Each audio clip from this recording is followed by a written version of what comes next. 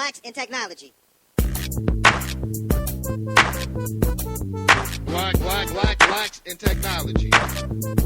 Blacks in technology. Blacks in technology. Blacks in technology. Blacks in technology. Welcome, everybody, to the Blacks in Technology Bit Tech Talk podcast. This is episode number 64. This is our Founders Hour. And we have two guests joining us tonight, Tiffany Bernard and Keshia Ashe of Many Mentors. We'll get to them in a second. I want to introduce myself, Greg Greenlee, the host of the Blacks in Technology podcast. If you want to check us out, you can go to www.blacksintechnology.net. We are also on the Twitters at Black in Technology, and that's BLKINTECHNOLOGY. We're also on Facebook, facebook.com/Blacks in Technology. There's also a LinkedIn group under Blacks in Technology, so just search for Blacks in Technology. You should be able to find us. And if you want to tweet us questions during this broadcast, use the hashtag of BitTechTalk. That's BITTECHTALK, or hashtag Founders Hour. What do we have in store? I definitely want to mention iUrban Teen. We just reached a partnership with them, and they're putting on an event at the University of Washington, Bothell. That's in Bothell, Washington, on November 22nd, 2014, from 10 a.m. to 3:30 p.m. They need volunteers for that event. So if you're interested in volunteering, please go to our website and check out the blog post that we just posted up there. There's a link at the bottom for I think it's a form for volunteering. Click on that link. It says volunteers needed. Click on that, and you can find out how to volunteer for the iUrban Teen event. You can check out iUrban Teen at iUrbanTeen.org. That's IURBAN teen.org. So what else is new? So we've got a couple of things going on. There's a new chat function on our site. We got rid of the old one. Well, actually, the old one kind of got rid of us. They went out of business. So there's actually a new chat function on the site, so you can chat live with members of the community. All you have to do is go to blacksintechnology.net. Look in the lower right-hand corner. You're going to see kind of a quote, like a quote bubble or whatever, the things that are on comic books when people speak. That's kind of what it looks like.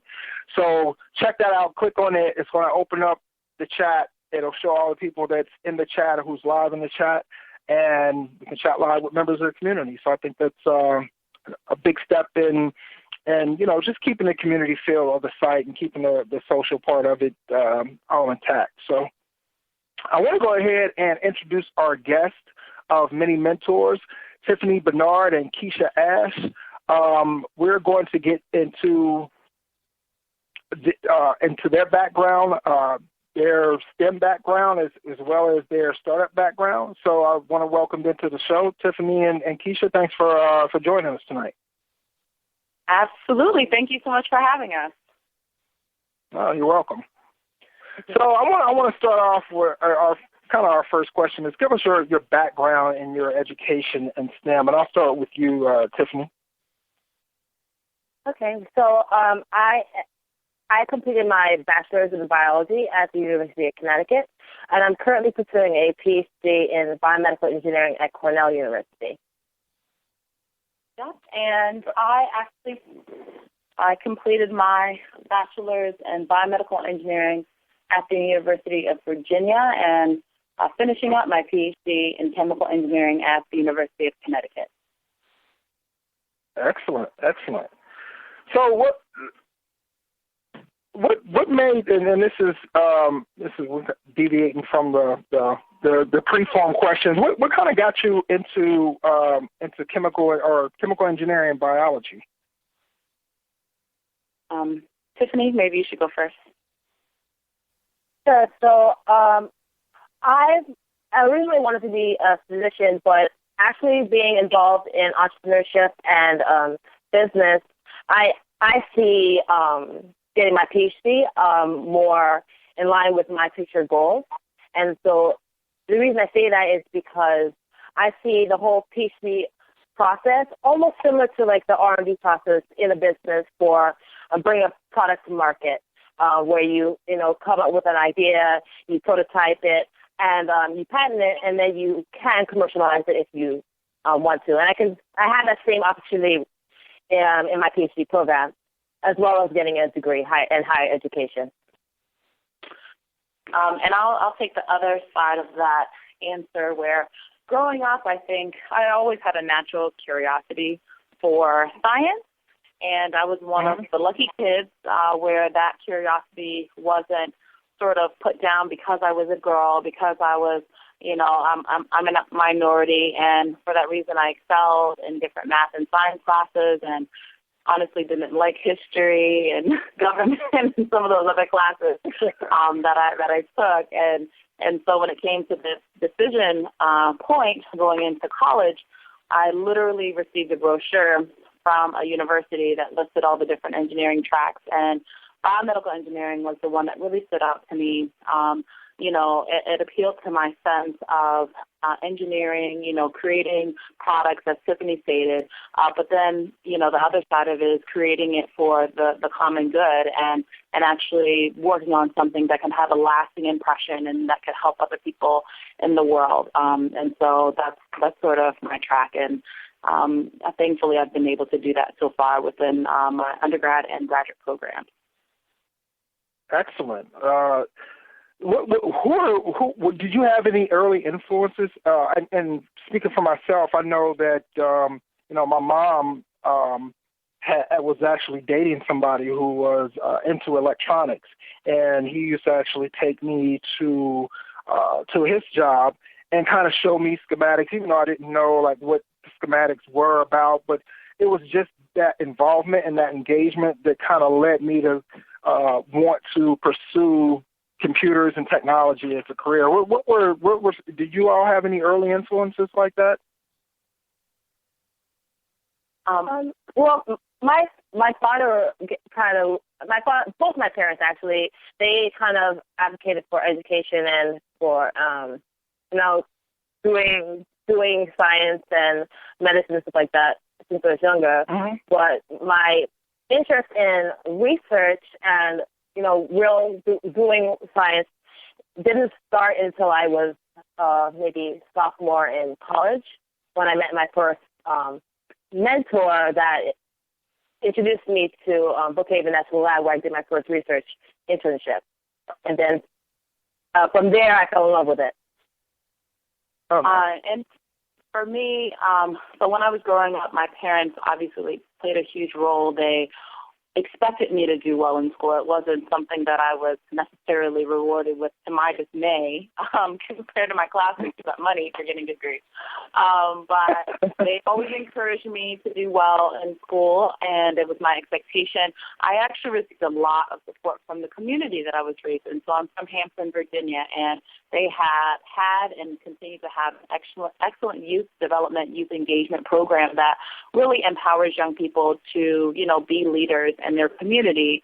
And it was through that, it was through my participation in track and field where, my coach, our slogan was go hard or go home, really motivated me to really just believe that I could do anything I wanted to do.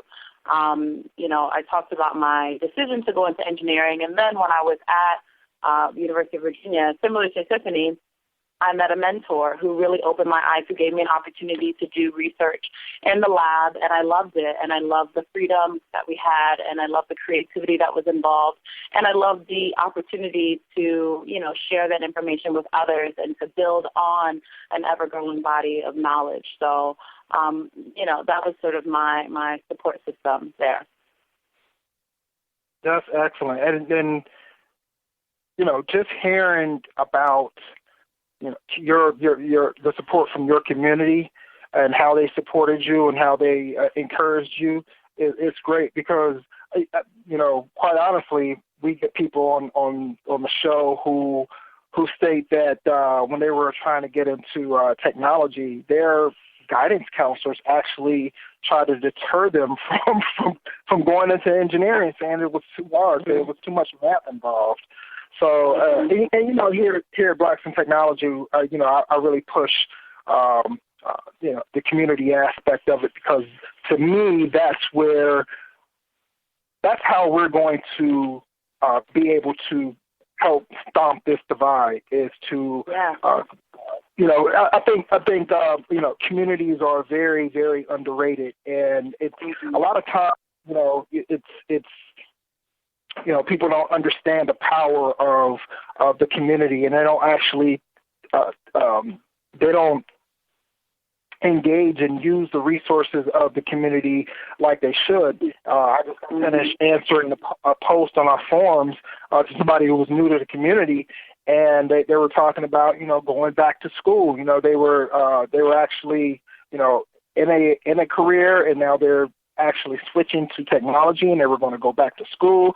And, you know, I flat out told them, like, hey, use the community, use the resources here, use the knowledge that we already have in order to help you. If you have questions or anything like that, you know, utilize the resources here, engage, because that's the way, you know, we're going to learn each other, and we're going to be able to grow. So I think that's a very, very, you know, strong point that you brought up about how the community helped you out.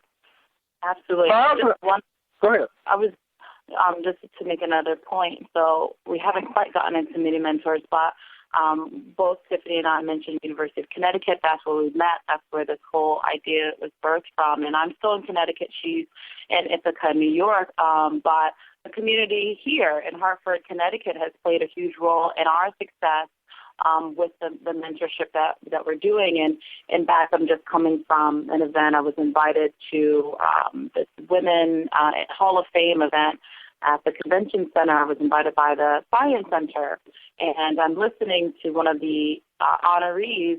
She's actually the newly inducted CEO of MakerBot, which is a huge company on the 3D printing front. And one word of advice that she said that really stuck with me is, you know, you always have to ask, because somebody will tell you no, but if you keep asking, somebody will tell you yes. And I think that's really the power of community, and that's why it's so important. We all have so much knowledge and so many resources that we can share. It's only we were asked. And it's finding that person or those set of people that can, you know, that will say yes. It's the difference for ourselves as you know, members of the African American community, and ourselves as, you know, sort of, you know, people navigating in this increasingly technological and innovative world, that, you know, the community is essential to our continual growth and development. Yeah, I definitely agree. Definitely. So you two met at Connecticut. How did that come about? So, yeah, I think it's a funny story. It might be good for me to actually direct the question at you, as opposed to just leaving out. From here on out, I'll say one of y'all's names. Okay. might make this whole thing a little bit easier. Okay. So basically, I was doing a summer program at University of Connecticut Health Center, and I was talking about, one day I want to start a mentoring program. But then one of the directors of the program there was like, well, you can start it at any time. And I was like, really? And so I was like, how do I go about doing that? And then I was actually connected to Keshia, because he was saying that she wanted to start a mentoring organization, but she was told that I'm looking for a mentor. And so it kind of worked out, because she became my peer mentor, and we also teamed up to start many mentors. Keshia, do you have more to add to it? Yeah, no, it's just always a funny story to me, because, you know, Keith is the name of the gentleman she's speaking about. It's like, hey, I met this great girl. She's really looking for a mentor. I'm like, okay, great, you know. And then here's Tiffany. Oh, hey, you know, Keith said that you're starting a mentoring company. I'm like, I'm doing what? What's happening? It's just always a funny story for me to reflect on. I mean, we came together under the same sort of premise from two different directions, and we were able to come together and get what we both wanted out of that. So yeah. And Tiffany has been. I always tell her she's so critical to many mentors and what it is, where it's going. If it weren't for her, many mentors wouldn't exist today. So I always credit her for all of the persistence and determination and, sort of nudging of everything along in order to get this organization where it is today and, hopefully as we continue to grow. Nice. Big up to Keith for making the connection there. Yeah. Yeah, go ahead. Do you all keep in touch with Keith, or is he still a? Yeah, he's actually a member of our board of directors, so he's nice. He's still involved. Very nice. So speaking of mentoring, let's tell us about Tiffany. I'll let you start this off. Tell us about Many Mentors. So, Many Mentors is a peer mentoring organization, and we're unique in the sense that we connect our mentors virtually through our online mentoring program, which is kind of, I would say, LinkedIn/Facebook-ish type of platform where our mentors and mentees can communicate virtually, and they don't necessarily have to exchange personal information. So our mentees can be anywhere from middle school students, high school students, college students, and even graduate students. And we think of it a little bit of a cascade mentoring, where it's like the college students mentor the high school students, the work professionals mentor the graduate students, and so on. Yeah, and the other side of the organization is bridging that divide. So, there are plenty of studies that are out there that says, okay, we're behind our computer screens, we're behind our devices too much, we need to get out. And so with that spirit in mind, we created Many Mentors to have a dual functionality where we have our online environment for connecting and mentoring because that's accessible and convenient and it's in a controlled environment. But then on the other hand, high touch, being able to actually connect with a person in person has immeasurable value. And so we designed it such that the organizations that we set up have a component where they're partnering with a local organization, whether it be another nonprofit or a school, a high school or middle school, and organize opportunities for their members at their university to actually go and do volunteer activities on site with the students. Very, very nice. Very nice. What made you all decide to start a company that was based on mentoring? Well, I think go ahead. I think it basically we both have two different reasons, and so my reason is my background was a little bit untraditional in the sense that I used to be a competitive figure skater for 18 years, and so though my parents were very supportive and they advocated for education, I was focused on becoming a Metro Olympic champion. Therefore, my schoolwork was kind of like secondary. And so when I started college, I was very much behind. And I felt that it was the family support as well as mentors that allowed me to make it through it. And I felt grateful and wanted to give back. And so that was the real reason I wanted to pursue a mentoring organization. Yeah. That's an excellent reason. Yeah, when I hear her, I'm like, what? She forgot to add her hard work, persistence, and all that. There are a ton of other factors there, too. But for me, I would say that I mentioned growing up, being really involved in my community. I really just witnessed firsthand the power of being empowered and of engagement at a very young age. And I saw that reflected not only in myself but also in my peers. And that's one of the reasons that we employ a peer mentoring network where we understand not only can you relate a little bit better to somebody who's closer to age than you, but you can gain sort of that inspiration where, maybe somebody who's 20 or 30 years your senior may be completely unreachable. Oh, man, they're totally different. They grew up in a different time. There's no way it can ever be like them. But being able to draw that close relation to somebody, but still have, some similar interests or background and all that sort of stuff was really important. So for me, it was understanding and witnessing the value of mentors firsthand. And, the reason that we went with the name Many Mentors is that, both of us, and I'm sure many people listening, have experienced many mentors, literally, where it's not one magical guru person who's going to take you through your entire life. You meet many types of people that mentor you, and you may recognize it as mentoring or not.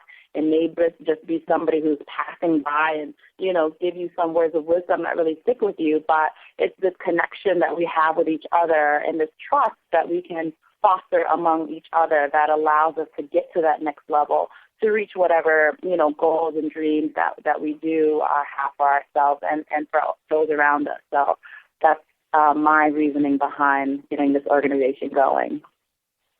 Both, to me, are very important and powerful reasons, especially, and Tiffany, I want to say that your reason is, it really holds, near and dear to, what I do here at Blacks in Technology, because I'm not going to say a lot of people, some people don't have that mentality to reach back and help the next person.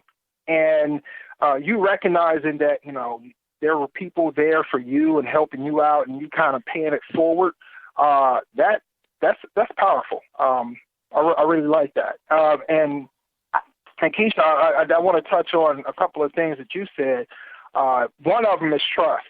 And I think, when it comes to communities, when it comes to mentoring, trust is key. If you don't trust your community, you're not going to have that level of engagement that you need to build a strong community. I think that's one of the key components to a community is trust. And a lot of times, that, especially in this day and age, that trust is kind of broken down. And at least with Blacks in Technology, that's one of the things that I want, to try and build back is the trust in our own community, so that we can,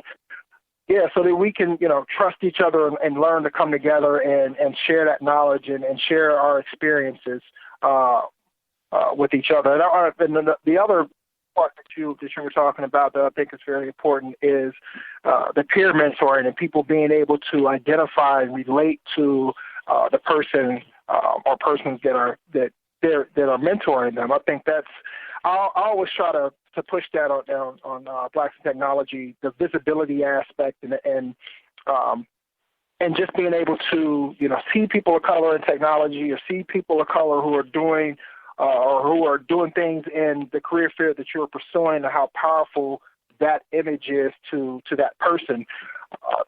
Even if it's just somebody who's closer in age, or whether or not it's a person of the same ethnicity. I just think it's a very powerful thing. Yeah, absolutely. I mean, we're in the day and age where media rules, and if young people or if people don't say it, oftentimes they don't believe it. And that's true across, not just technology, but a lot of the other sectors in the STEM fields, that representation just sadly enough isn't there. And so that's what a lot of this is about too, where we focus, our major group of mentors right now are college students and graduate students. We're oftentimes similar to what Tiffany was saying. You think like, oh, well, I'm just in college. I mean, how can I mentor anybody? I don't even know where I'm going next. The point is that you're a step ahead of the person behind you. And what a lot of people fail to recognize is that mentoring is beneficial to you as well. And I'll take myself as an example. I mentor a young girl. She comes into my lab twice a week. And, at first I'm like, okay, great, I'm mentoring, this is what I do, this is awesome. But then, through the course of our relationship, I'm growing, I'm learning, I'm becoming a better person, being her mentor. And so there's a lot to be said of mentoring, viewing yourself as a mentor, as a role model at a relatively young age. You don't have to wait until you're 6 years old to, no offense to any of the 6-year-olds listening out there, but you don't have to wait until you're completely seasoned in order to, turn around and help and provide that guidance for somebody behind you. We can do it every step of the way. There's a quote that I like. I may not be quoting it verbatim, and I don't even think I know the author, but it's about pulling as you climb. So as we pull, we climb. Or as we climb, we pull. That's probably the more accurate way to say it. And so it's all about, like you were saying, the community. We're linked together. Why not pull each other up as we're climbing? Yeah. Yeah, that's very, very true. And let's talk about what I mean. We're talking about mentoring here. Give us your definition of what it means to be a mentor, and what makes, and I'll direct this at you, Keshia, what makes a good mentor?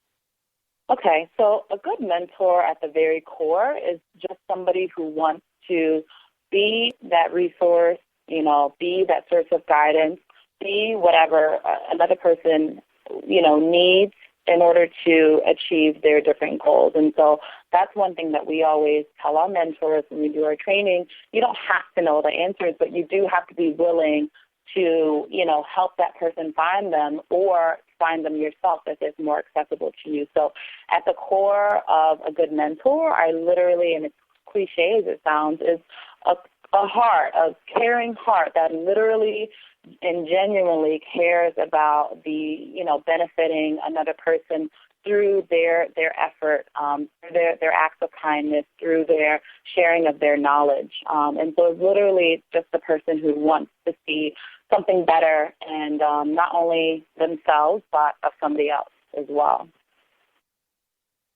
Excellent. So I want to talk about a little bit about, we don't have to go too deep into the technology, but Tiffany, if you could tell us how is many mentors utilizing technology in order to create a better mentoring experience?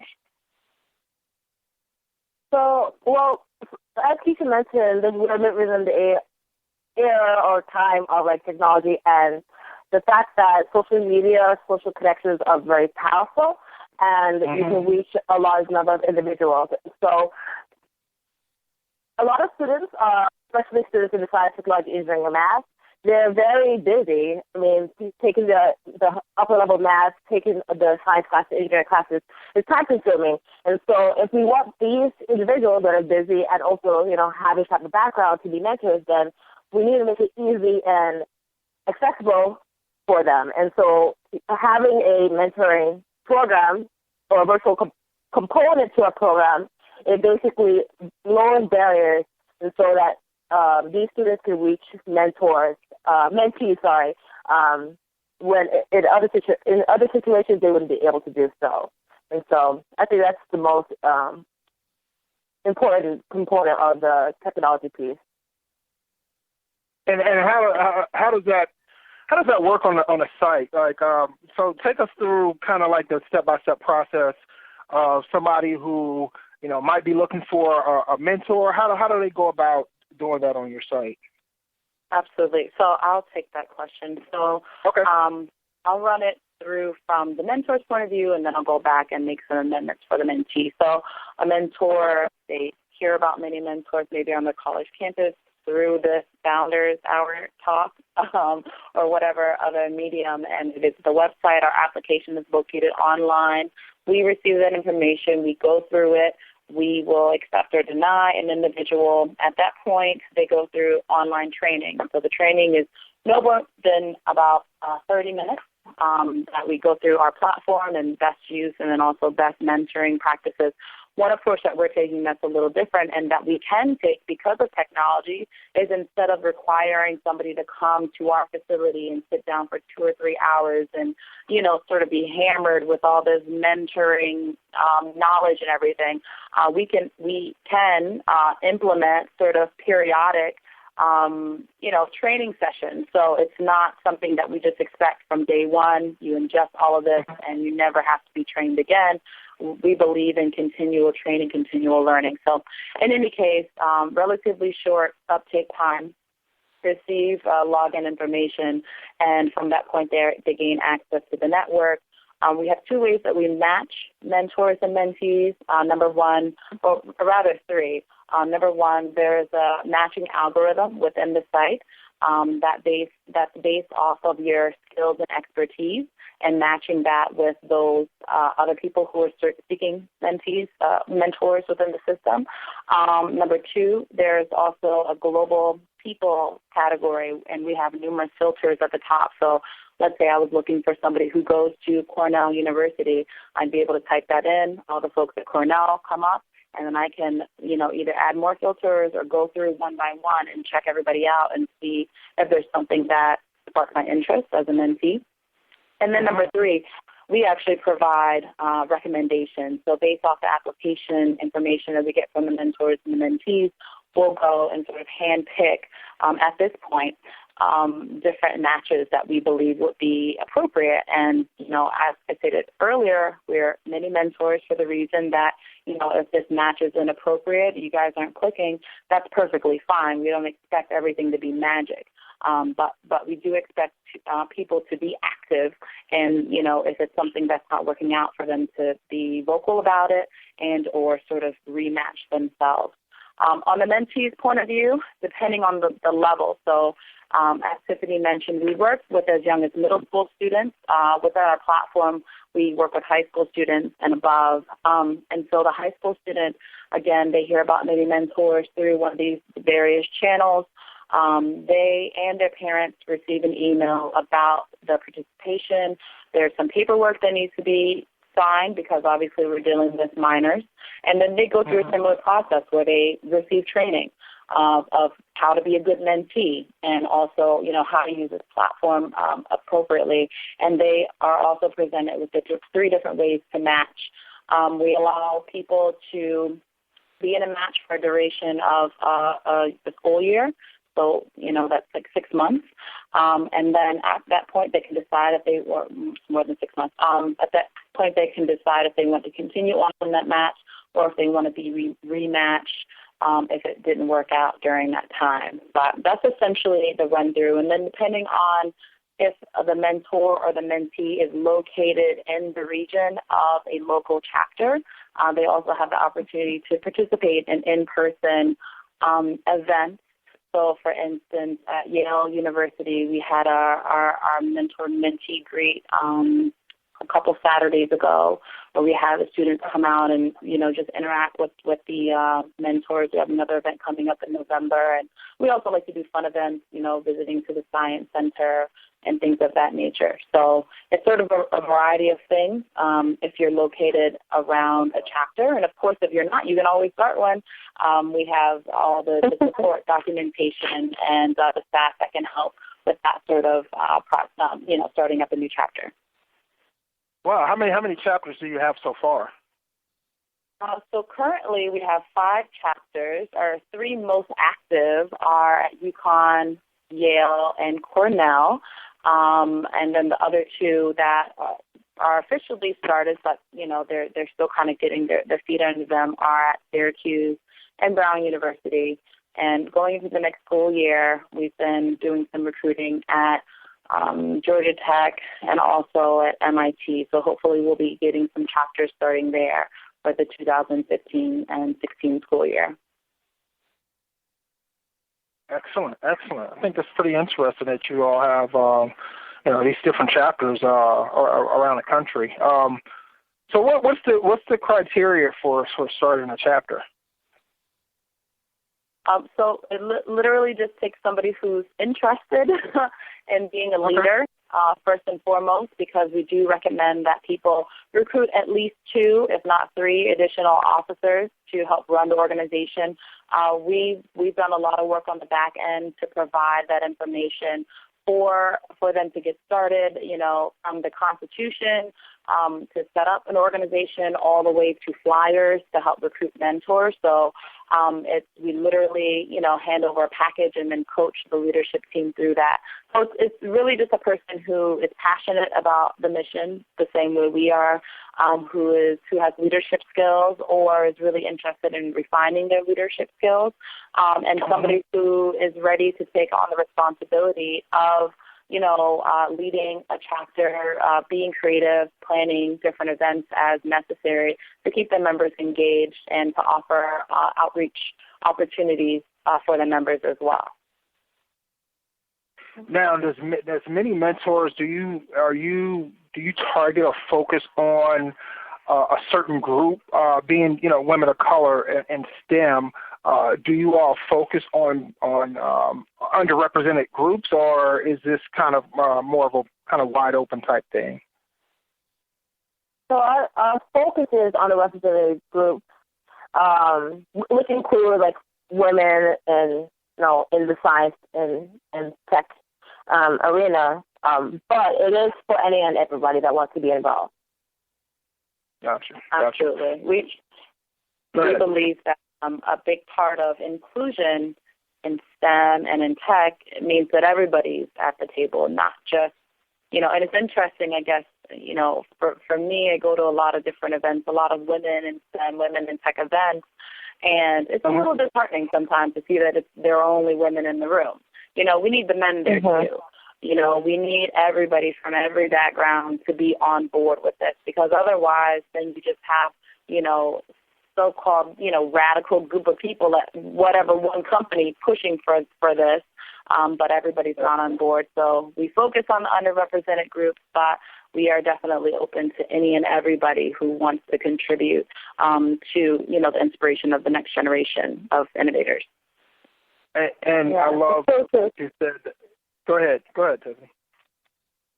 Oh, I was just going to mention that I was actually recently talking to one of my friends about that same thing, about going to these women-focused, women leadership type of conferences, and I feel like they talk to women about, okay, you can develop in these areas, you can, learn to talk better in these type of areas, but I feel like if you want to make change, then, everyone in the room has to understand where everyone's coming from, and, the guys need to be able to, play their role in the whole bigger game.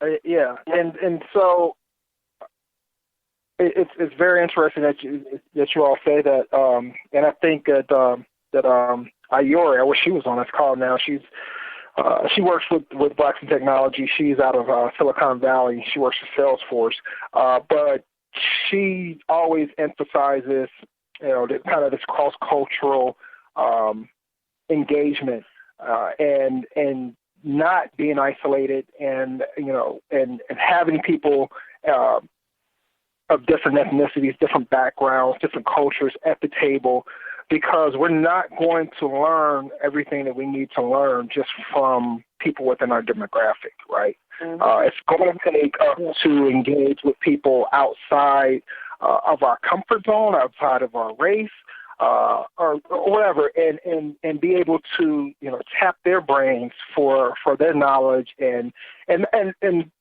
when it comes to innovation, that's how you're going to get the most diverse and the best innovation. You're not going to do it, and I like to talk, even though we have the title Blacks in Technology, I always like to tell people, like, look, this is not about exclusion. This is not about isolating ourselves from everybody else. This is more of a way to build community, but this allows us to be included in the talk, in technology and this arena, and that and this is why I have people who are not Black on the show, because they have knowledge that we may or may not have, and they have experiences that might differ from us that we can learn from, and that is important in helping to build our base of knowledge in going forward and be able to pass that on to the next person. So I think that's very important, what you all were speaking about. One thing I would add, too, is, one of the reasons that people unite around ethnicity is because there is a shared history, there is a shared body of knowledge around some sort of prejudice. So whether it be Black Americans, whether it be Jewish Americans, whether it be Asian Americans, people unite around these commonalities. But we can't forget that, there are people who may look like the majority but have experienced different things that make them excluded. So, thankfully we're in a period of time right now with our culture where people who are homosexual are being more accepted. But that wasn't the case, not too many years ago. And so even though we may look at somebody and say, oh, well, he's a white man, he's going to have no clue, what I'm going through, what I've been through, that's not necessarily the case. I think that starting with that community, gathering that base is critical. We need that. But in order to take the next step forward, we need to, open up those doors and understand that even, from the genetic level all the way to these full human bodies that we are, we have more commonalities than we have differences. The problem is we focus on our differences. But if you look at the entire human genome, you meet anybody from the other side of the world, if you try, you can find something in common with them, possibly even quicker, depending on how hard you're trying, then you can find something different, So I think that's a big message about inclusion that's important for us to, talk about and continue to spread. Oh, man, Oyeri would love you all. She would love talking with you all. Yeah, she is all about it. Big up to Oyeri if she's listening. Hopefully she'll listen to this podcast. Yeah. So let me ask you, Tiffany, what are some of the challenges that you all have faced, recruiting mentors and students? So we realized that undergraduate students, particularly, students in general, you got to check your email. That's one thing. And so email marketing is definitely not the best approach. And so we realized that the mentors that we've recruited that are actually very committed are the ones that we met and talked to them one-on-one. We've gone and talked to them in the class. We've tables. Basically, it's all we've met them, or, someone that one of our recruiters has met them. And so that's one big piece we've learned. Yeah, absolutely. I mean, I think that we're in such a technological world. We want to send emails and be done with it, We just want to target, okay, there's a biology class, let's send an email, we'll get some traction. But at the end of the day, mentoring is a very sort of personal activity, and the best way, but also the most challenging way, is to, recruit and have that in-person or just some sort of connection, to bring somebody on. But thankfully, I think it's working at the different chapters that we have and the ones that we're getting established. It's not just me and Tiffany like it was in the beginning. We have people who are advocating on our behalf as well. So, sometimes I look around and I'm like, oh my gosh, it's working. Somehow this came together. So that's the good news. Excellent. Now, I want to talk a little bit about the business side of many mentors. You all are a nonprofit. What made you opt to run it as a nonprofit as opposed, and I'll direct this to you, Keshia, as opposed to a for-profit company? Well, I think when we first began, now we're in an age where the concept of a social enterprise is becoming more commonplace.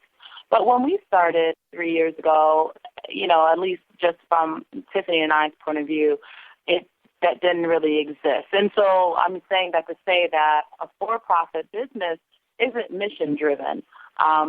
It's about profits. At the end of the day, if you have people who are giving you money to turn a profit, that's where your focus and your attention has to go. Social enterprises are different because you have the sort of balance between pursuing your mission and also pursuing revenue. I would say, the biggest reason that we're a nonprofit is because we are completely mission driven. This idea, this concept was really birthed out of the fact that, man, there's a problem and we need to do something about it. We need to fix it. And money, revenue kind of came into the picture later where it's like, okay, how are we going to sustain this? How are we going to have even this platform that we're utilizing today and, everything else that comes along with running an organization. So honestly, revenue and everything was a little secondary. We were literally just thinking about what we can do to address this huge problem that we saw in our personal lives and then also in the lives of our peers as well. And I will say that being a nonprofit has served us well in terms of being able to pursue our mission. I have, a few partners that are exclusively for-profit and they're in the education sector, and they have a little bit of a harder time, I think, sort of penetrating into schools. Obviously they're not eligible to receive sponsorships and donations from a lot of these corporations that are very interested in supporting STEM activities, STEM outreach activities. So I think that in that sense it's turned into an advantage for us where we have sort of that stamp of approval, going into the different school systems and organizations.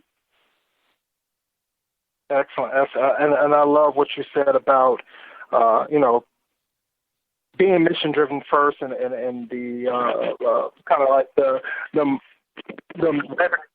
second, and I can kind of attest to that as far as a bit is concerned. Because when I started, I was all about how do I help this problem that we have in technology as far as being underrepresented and not having this community. And later on, people are asked. Well, one of the first questions that I was being asked was, how are you making money? And my thing was, I'm not. Like, this is not about money for me. I have a good job. If this never worked out, if this never made any money, I'd be totally okay with that. This is not about. It's not about that for me. And if it's meant to make money, then there'll be a way. It'll come. That's how I kind of approached it.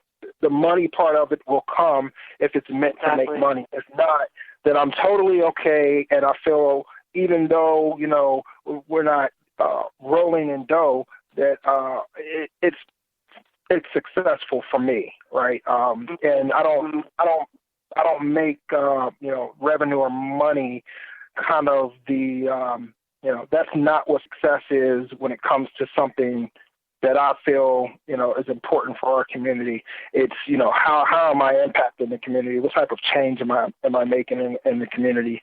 And that's kind of what I focus on. But, I really relate to you all having that, mission first, revenue second approach. Absolutely. And one thing I will add is, I'll admit that, it's really rewarding personally, to be able to do this work. And, since I think we got started in this community up here,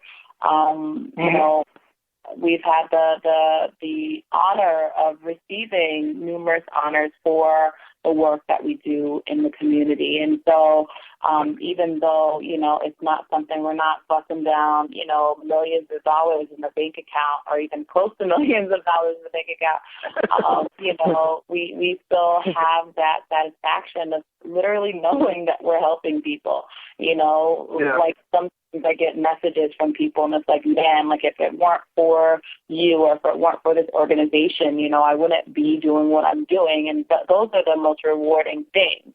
Money can't compare to that. And I think that, just personally, I learned that lesson really early on. My father was a janitor for the first part of my life, and he worked for some really, really rich people. And a lot of those really, really rich people, sort of didn't have that sort of happiness that we all strive to have. And so I learned at a young age that money doesn't equal happiness.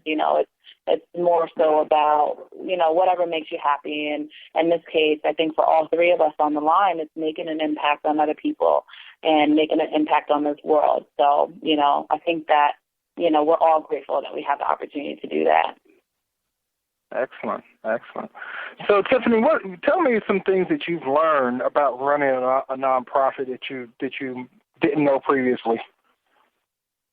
Well, that's a funny question because we learned everything about business. I mean, I was a biology undergraduate student when I met Keshia, and Keshia was a PhD student, and we decided let's turn this into a business, and we're like, okay, what does that mean? So basically, we learned all the business jargon, and we figured out how to incorporate a business ourselves. We figured out how to, to turn it into a file for our 501c3, which makes us tax deductible. I mean, we learned how to try to manage teams, sometimes successful, sometimes not successful. Yeah. And we're still learning. It's a fun process. I mean, you get to the end of the class, do a little bit of accounting, a little bit about marketing, a little bit about everything. Design and the checklist goes on. Yeah. I would echo Tiffany and just say that was completely unexpected. I tell Tiffany all the time, I'm like, I don't think we intended to start a business.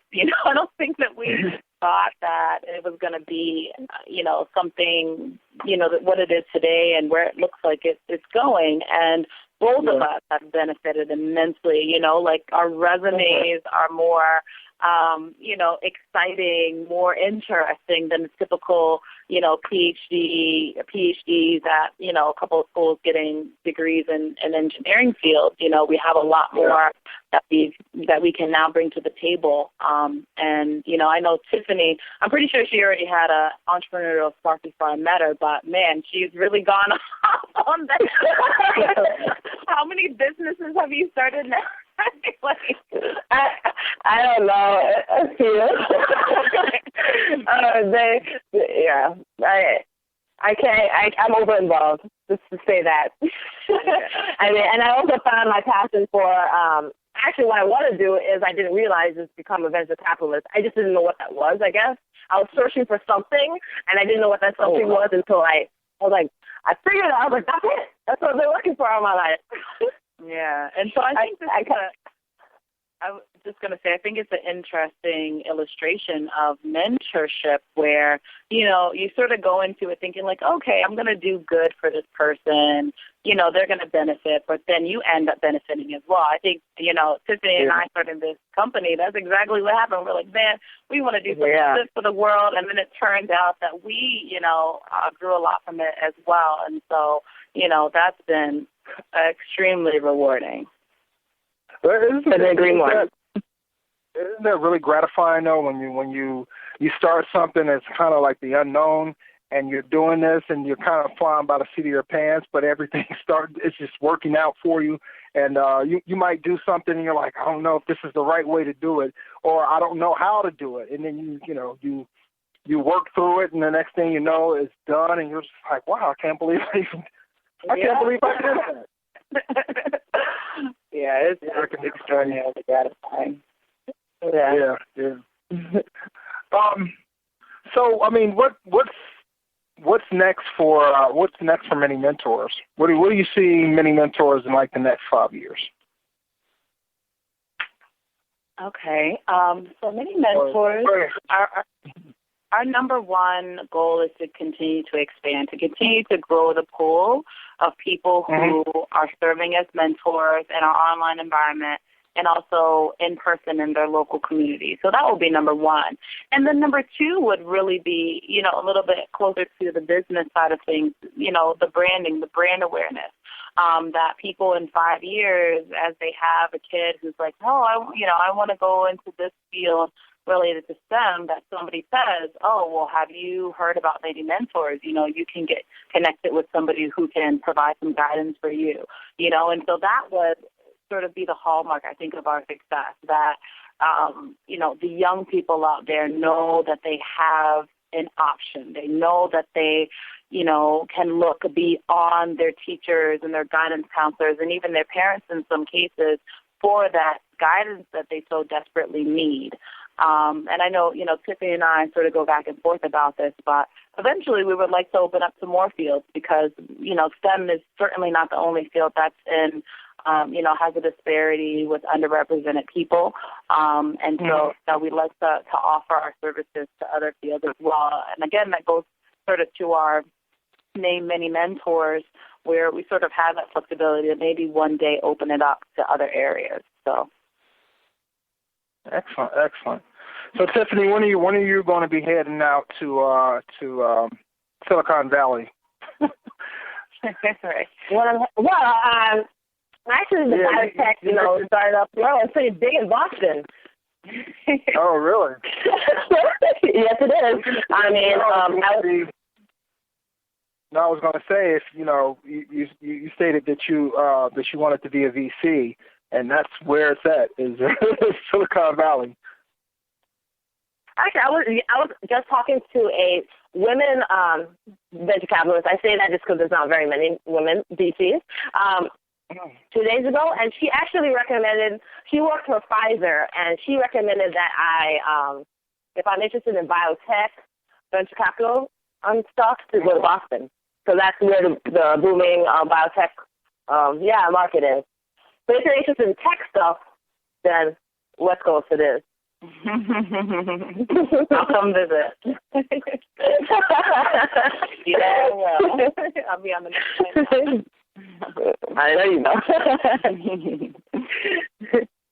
Well, tell our audience before we get out of here. Tell our audience how they can get in contact with you. Your URL for Many Mentors. Any Twitter handles that you all have. Absolutely. So we have our website.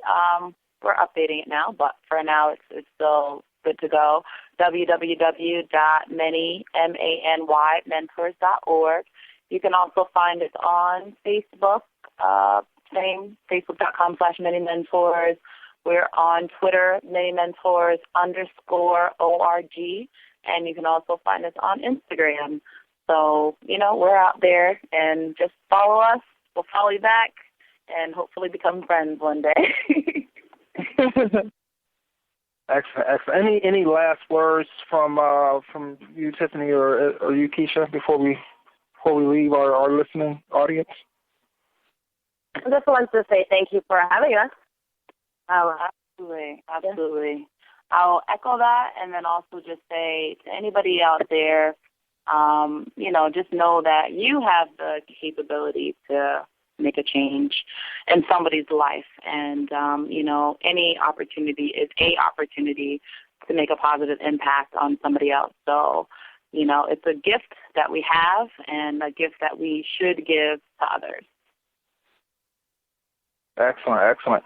And I want to wish both of you ladies much success in everything you do, especially with Many Mentors. I think it's a great company, and I want to, definitely tell our listeners to go check out the site, and especially the people, our members on Blacks in Technology. I'm pretty sure there's plenty of people who need mentors in the technology field, and Many Mentors is a great outlet for that. So definitely check them out at manymentors.org. And ladies, like I said, thanks for coming on the show. Thank you. Spending your time with us tonight, and wish you much success.